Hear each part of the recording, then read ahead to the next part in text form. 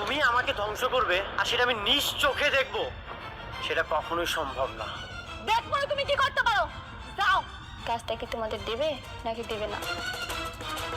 কাজটা আপনি দেন। জি, আমি রাতুল বলছি। এখানে অনেক ঘটনা আছে, আমি আপনার পরে সব খুলে রাখুন। আমরা আমাদের নিউ প্রজেক্টের দায়িত্বটা আপনাকে দিতে চাই। আমার শত্রুকে কাজ দিয়ে আমার এত বড় ক্ষতি করেছে, তার সাথে আমি আর কোনো সম্পর্ক রাখতে চাই না। শর্ত বেশি কিছু না, এই জুতোটা দিয়া নিজেকে গালে জুতা মার। তুমি কি আমার সাথে প্রতিশোধ দিচ্ছ? আসলে কি জানো, অকৃতজ্ঞরা কখনো উপকার স্বীকার করে না।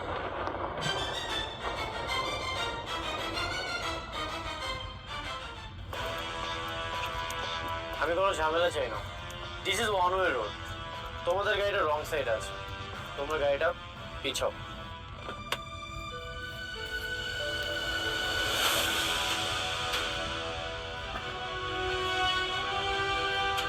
গাড়ি পিছাইবো না।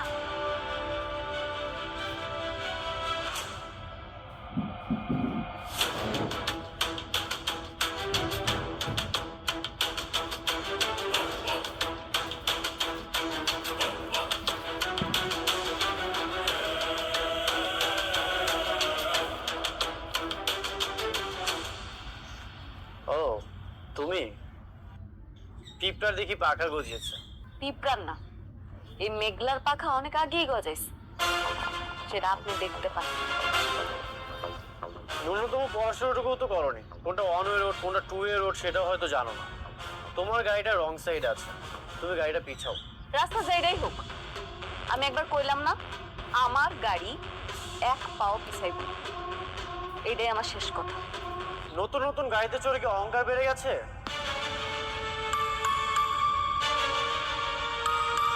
কি দেখাচ্ছ তুমি? এই যে গাড়িতে চড়তে পারো, তোমার বডিগার্ড আছে, শো অফ করতেছো, কি দেখাতে চাও তুমি? আপনার যেইটা খুশি আপনি ভাবতে পারেন, আমার কিচ্ছু আসে যায় না। দুদিন আগেও তো বস্তিতে ছিলে। বস্তির মানুষ যে নতুন গাড়ি পেলে অহংকার বেড়ে যায়, সেটা তোমাকে না দেখলে আমি বুঝতে পারতাম না। এতদিন শুধু শুনেই এসেছি। ও এখন বস্তির মানুষ? আপনি মনে হয় ভুলে গেছেন, এই বস্তিতেই আপনি খাইছেন, দাইছেন আর ঘুমাইছেন। বস্তির মানুষ যে মানুষ হয় সেটা ভুলে যাবেন না, মনে রাখবেন। দুদিন আগে তো তুমি ফকির ছিলে, অস্বীকার করতে পারবে? অস্বীকার তো করতেছি না, আপনার মতো স্বার্থপর না। যদি স্বার্থপর হইতাম তাহলে এই স্বার্থের খাতিরে অনেক ক্ষতি করতে পারতাম। আর কি ক্ষতি করতে চাও তুমি? হ্যাঁ, আবার জুতা তুলবা? এখন তুমি আমাকে জুতা দিয়ে মারবা? তুমি আমার এইখানটাতে আঘাত দিয়েছো, তুমি ভুলে যেও না তুমি আমার ওয়াইফ। আর যদি উল্টাপাল্টা কিছু করো, আমি কিন্তু বাধ্য হবো তোমাকে ডিভোর্স দিতে।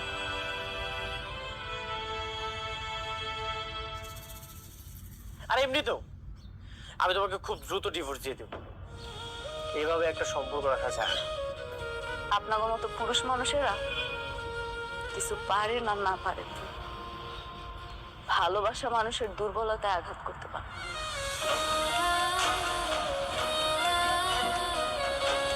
একটা মেয়ে কখনোই তার সংসার ভাঙতেছে না, তার সংসার গড়তেছে।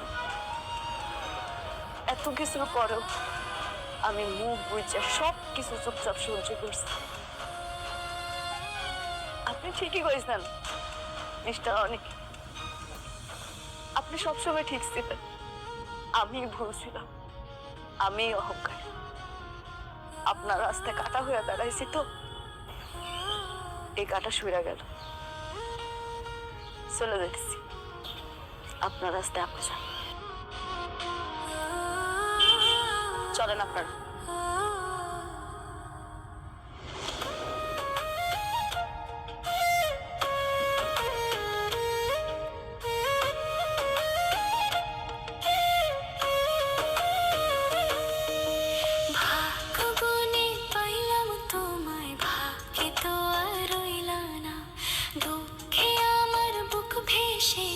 সুখের দেখা হইল না, তবু আমি তোমার আশা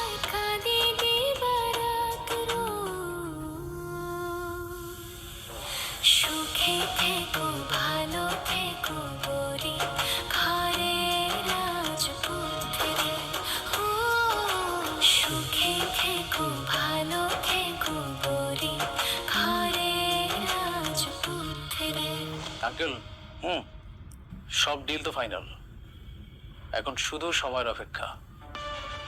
কাজ করবো আর টাকা কামাবো। এবার আমি 100 কোটি টাকার মালিক হব। বাহ,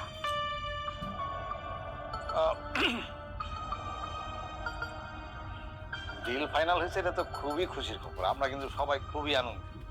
মানে হয়েছে কি, আমি বলছিলাম যে এই কাজটা শুরু করার আগে ওই শুভ কাজটা যদি সেরা ফেলাইতে, মানে যে তোমাদের বিবাহটা যদি ঠিক করে ফেলতে। আরে রাখেন তো আপনার বিয়ে, আপনারা সব সময় শুধু বিয়ে বিয়ে করেন। কোথায় একটা খুব সুন্দর একটা আনন্দের সংবাদ, একটু সবাই মিলে আনন্দ করব, তা নয়। আচ্ছা আমি সরি, হ্যাঁ আপনার ভাতিজাকে একটা ফোন দেই, এই গুড নিউজটা ওকে জানানো খুব জরুরি দরকার।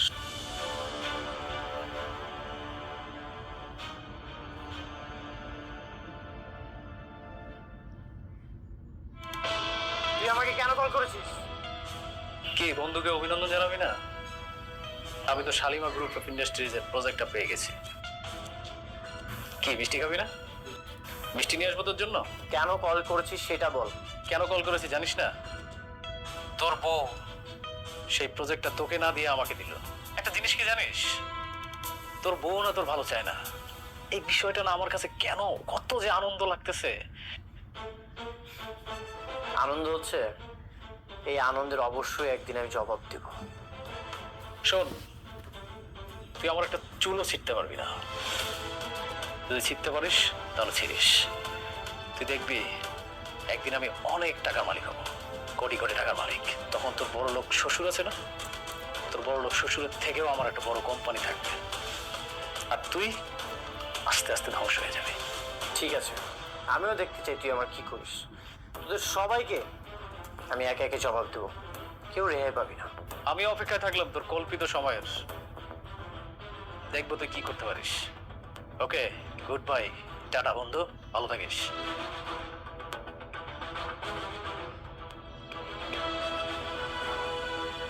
এভাবে তোমার শত্রুর সঙ্গে মিলে তোমার স্ত্রী তোমার ক্ষতি করলো, এখনো কি তুমি তাকে বউ বানিয়ে রাখবে? তুমি তাকে ডিভোর্স কি দেবে না? বললাম তো দিয়ে দিব। কবে দিবে? আমি তো তোমার মধ্যে কোনো ডিভোর্স দেওয়ার লক্ষণ পাচ্ছি না। আর কত সহ্য করবে? আমি আর সহ্য করব না, আজকে এর বোঝাপড়া হবে।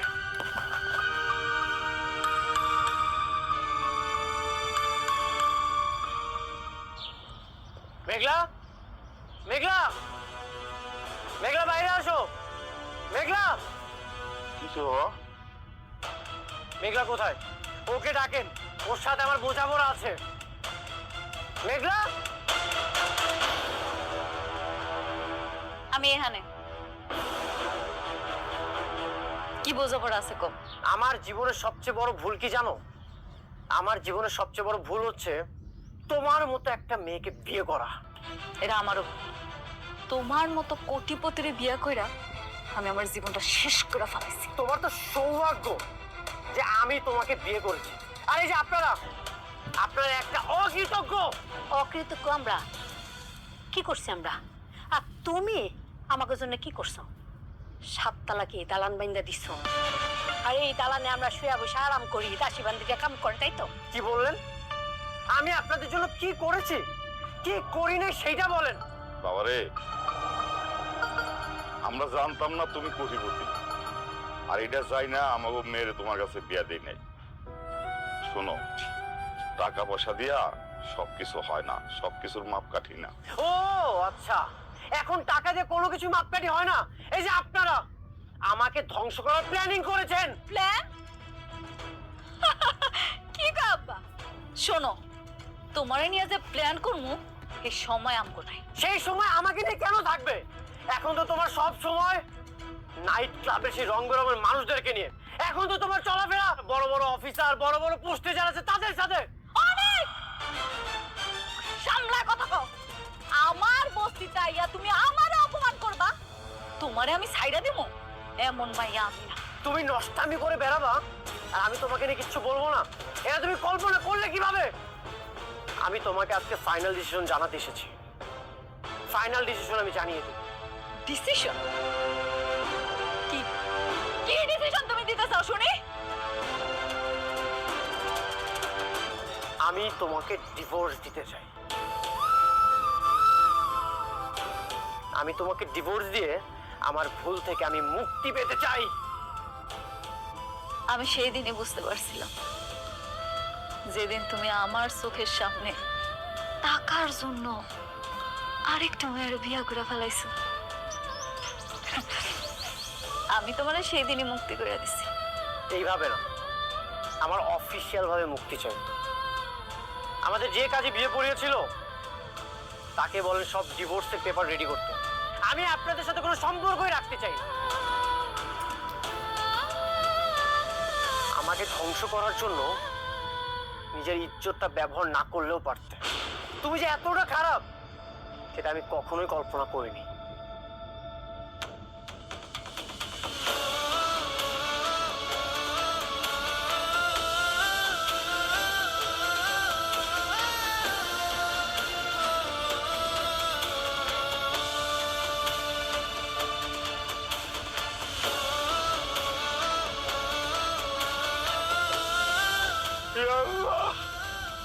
আমার জন্য আজকে আমার মেয়ের সংসারটা নষ্ট হয়ে গেল।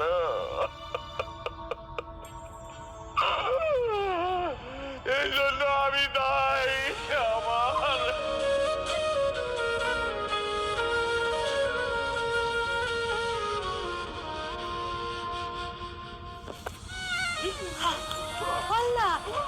আমার কি হলো এটা? আমারে করে না আমারে।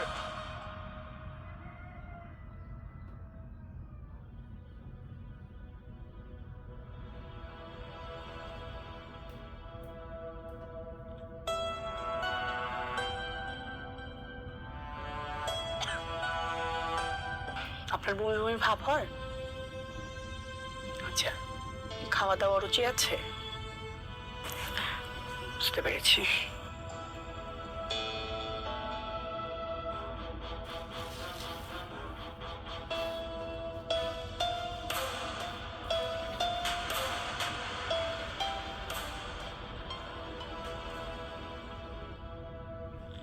আপনার স্বামীকে খবর দেন, খুশির সংবাদ আছে। আপনার স্বামীকে বলেন মিষ্টি নিয়ে আসতে। এই সুখবর ডাক্তার সাহেব। নতুন মেহমান আসতে চলেছে, আপনি মা হতে চলেছেন।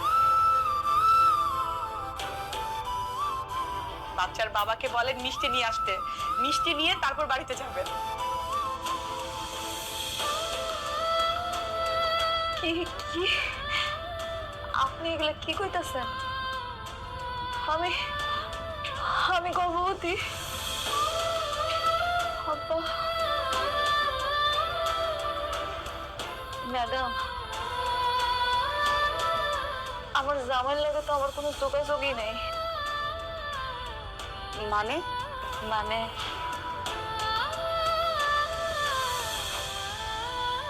আমার জামাই আরেকটা বিয়ে করছে, এখন সে আমার ডিভোর্স দিতে চায়। তাহলে তাহলে আমার সন্তানের এখন কি হইব? প্রেগনেন্ট অবস্থায় তো স্বামী স্ত্রী ডিভোর্স হয় না। আপনারা নতুন করে আবার সিদ্ধান্ত নেবেন। কিন্তু ওর জামাই তো ওর সাথে থাকে না। যে নতুন বিয়ে করছে এই জায়গায় ওর জামাই থাকে, ওর নামই শুনতে পারে না। আপনার মেয়ে তো প্রেগনেন্ট, এটা আপনারা আগে জানতেন না। এখন যেহেতু জেনেছেন, আবার নতুন করে সিদ্ধান্ত নেবেন, চিন্তা করবেন কিভাবে কি করবেন। না, সিদ্ধান্ত নেওয়ার আর কিছু নাই। আমার জামাইও চায়, আমিও চাই আমাকে ডিভোর্সটা হোক। কিন্তু প্রেগনেন্ট অবস্থায় তো ডিভোর্স হয় না। দেশের তো আইন কানুনের একটা ব্যাপার আছে, ওইটা তো মানতে হবে। আপনাদের সন্তানের কথা চিন্তা করে আপনারা হাজবেন্ড ওয়াইফ আবার নতুন করে ভাবেন। এত তাড়াতাড়ি সিদ্ধান্ত নেওয়ার তো কিছু নাই। ভাবা ভাবিটার কিছু নাই আপা। যে মানুষটা আমার কথা একটা বড় চিন্তা না কইরা টাকার জন্য আরেকটা বিয়া করতে পারে, যে মানুষটা আমার ডিভোর্স দেওয়ার জন্য উল্টা কইরা লাগতে পারে, আর কোন মুখ নিয়ে ওই মানুষটার কাছে যাবো আপনি কোন? না, আমি আর যাব না। পৃথিবীতে তো এমন অনেক সন্তান আছে যারা জন্মের পর বাপ মা কাউরে দেখে না, তাই বলে তারা কি বড় হয় না, মানুষ হয় না? আমি আমার সন্তানের জন্য আছি, আমি ওরে বড় করব, ও জানবো ওর কোনো বাপ নাই। আপনারা যেটা ভালো মনে করেন, আমার যেটা ভালো বলার ছিল আমি বললাম।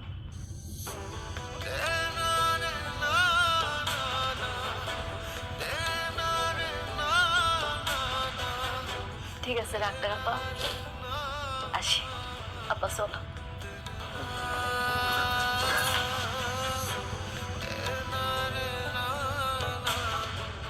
মারে তুই জামাইরে তালাক দিস না। তোর পেটে যে সন্তানটা আছে তার তো বাবার আদরের দরকার, তাই না? তুই যদি তালাক দিয়া দেস তাহলে তো বাবার আদর পাইব না। আব্বা, তুমি এগুলা কি কইতেছো? তুমি মনে হয় জানো না অনেক কি চায়। তোমার কি কিচ্ছু মনে নাই?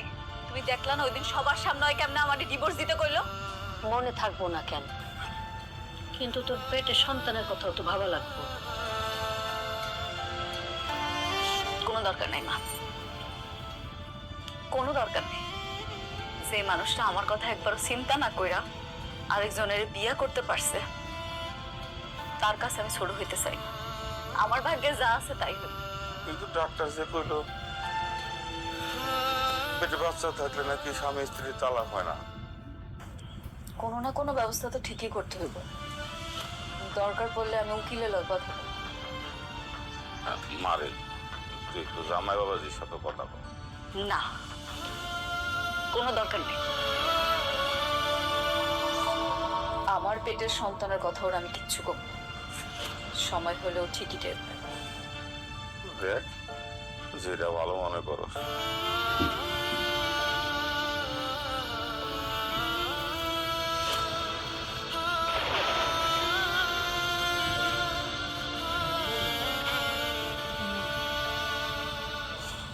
এখন আর কোনো সমস্যা নেই, লোনটাও হয়ে গেছে, শালিমা গ্রুপের সাথে চুক্তিটাও হয়ে গেছে। এখন শুধু কাজ শুরু করতে হবে, আর কাজ শেষ হয়ে গেলেই শত শত কোটি টাকা আমার পকেটে ঢুকবে। এটা ভেবে যে কি আনন্দ লাগছে। সবই ঠিক আছে, কিন্তু আমি আশ্চর্য হইতেছি একটা বিশেষ ব্যাপার। অনেকের বউ তোমার এই কাজটা দিছে। আমি কিন্তু ভাবছিলাম যে জেদের বসে তোমার শেষ পর্যন্ত সে কাজটা দিবই না। আমি না একটা জিনিস বুঝতে পারছি না। কি? একটা বস্তির ফকির নেই, তার কথায় এত বড় একটা ডিল হয়ে গেল। আচ্ছা, ওই অফিসের মধ্যে ওর কাজটা কি? আরে কাজ যাই হোক, তোমার তাতে কিছু জানা দরকার নাই। তুমি কাজ পাইছো, লাভবান হইছো, তাই না? তা ঠিক বলেছেন। আমার মনে হচ্ছে কি জানেন, অনেকের সাথে জেদ করেই কিন্তু ও আমাকে কাজটা দিয়েছে। কারণ ওর সাথে তো এখন সম্পর্ক ওর শত্রুতা। অনেকের বউ ওর সাথে প্রতিশোধ দিচ্ছে। মেয়ে কামকে ভালো হইলে আচ্ছা সমস্যা কি? ওরা ওরা মারামারি করুক, আগের থেকে আমরা লাভবান।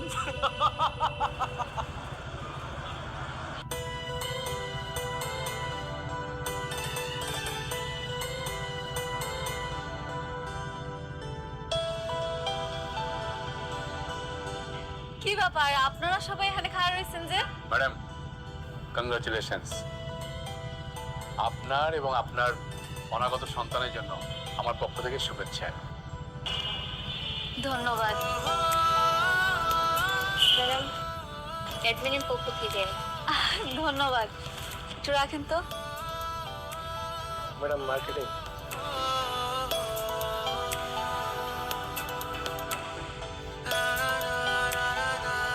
ধন্যবাদ।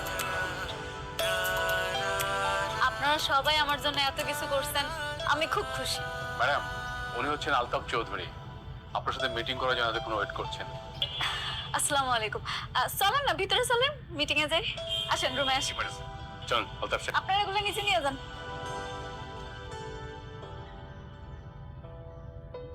বসেন বসেন। ঠিক আছে। আপনার বাবার সাথে আমি দীর্ঘদিন ব্যবসা করছি, উনি আমাকে খুব পছন্দ করতেন। এই আপনার কথা আমি ওনার কাছে শুনছি। তো ভাবলাম অফিসে গিয়ে একটু দেখা করি, পরিচিত হই।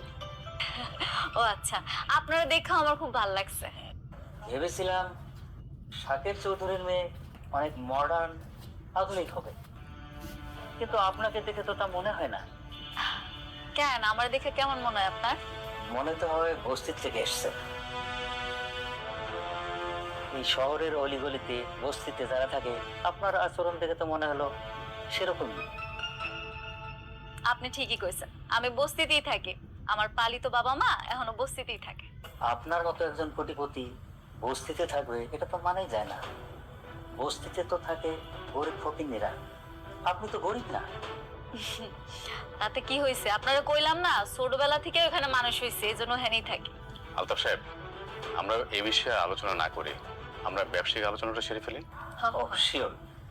আমার একটা শেষ প্রশ্ন ম্যাডাম, আপনার স্বামী কি করে? নিয়োগে বস্তিতে থাকে, একদিন নিয়ে আসেন না, অফিসে আমরা পরিচিত হব। কিছু মনে করবেন না, আমি আসলে আমার বাচ্চার বাবার পরিচয়টা সবার সামনে আনতে চাইতেছি না। মানে কি, সন্তানের কোনো বাবা নাই, আর বস্তিতে থেকেও এত অ্যাডভান্স, স্বামী ছাড়াই সন্তান? অবশ্য বস্তিতে এরকম স্বামী ছাড়া সন্তান অহরহই হয়। আলতাফ সাহেব,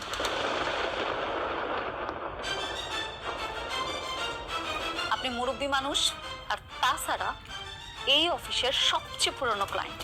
আপনার সাথে আমি খারাপ ব্যবহার করতে চাইতেছি না, ভালোই ভালোই বলতেছি। আপনি এখন আসতে পারেন স্যার। রিল্যাক্স, মাথা ঠান্ডা করেন।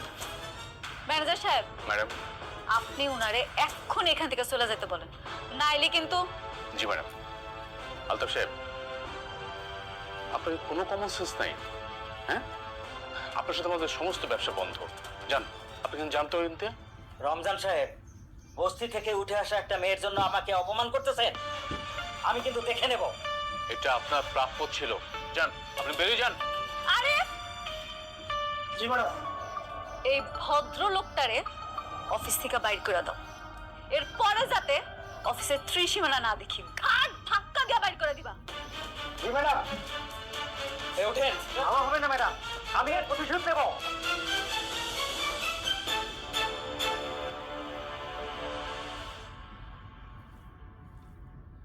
উনি আমাদের সাথে বিজনেস না করলে কয় টাকা লস হবে? না ম্যাডাম, কিচ্ছু হবে না, ব্যাপারটা আমি দেখবো। সরি ম্যানেজার আঙ্কেল, আসলে আমি ওনার কথাগুলো নিতে পারি নাই। ম্যাডাম, আপনি উচিত শিক্ষা দিয়েছেন, এইসব লোকদের এরকম শিক্ষাই দেওয়া উচিত।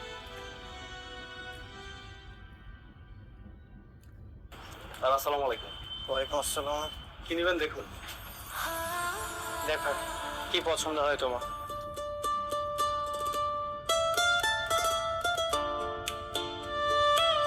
এটা কেমন লাগে? না, ভালো লাগছে না, অন্য কিছু দেখ।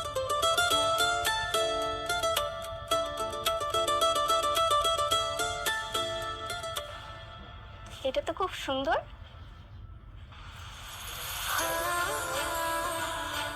এটা তোমার পছন্দ হয়েছে? হ্যাঁ। সরি স্যার, এটা আসলে বিক্রি হয়ে গেছে। কি বলছেন বিক্রি হয়ে গেছে মানে? মাত্রই তো আমি হাতে নিলাম, হাতে থাকা অবস্থায় কিভাবে বিক্রি হয়ে গেল? আসলে স্যার, আপনার আগে একজন কাস্টমার এটা নেবেন বলে কনফার্ম করেছে। আমি এখন এটা প্যাক করব। এটা কত টাকায় সেল করেছেন? শাড়িটার দাম 2000 টাকা। 2000 টাকা? ঠিক আছে, আমি আপনাকে 10,000 টাকা দিচ্ছি। দেখেন, এটা আমার ওয়াইফ পছন্দ করেছে, যে কোনো মূল্যেই হোক এটা আমি নিতে চাই। আসলে স্যার, সবকিছু তো টাকা দিয়ে কেনা যায় না, আর তাছাড়া এটা অন্য কাস্টমার নেবেন বলে কনফার্ম করেছে। কে নিয়েছে? ওইটা আমি নিছি।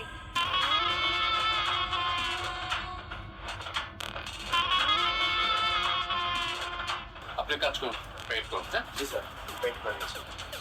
চলো আমরা চলে যাই।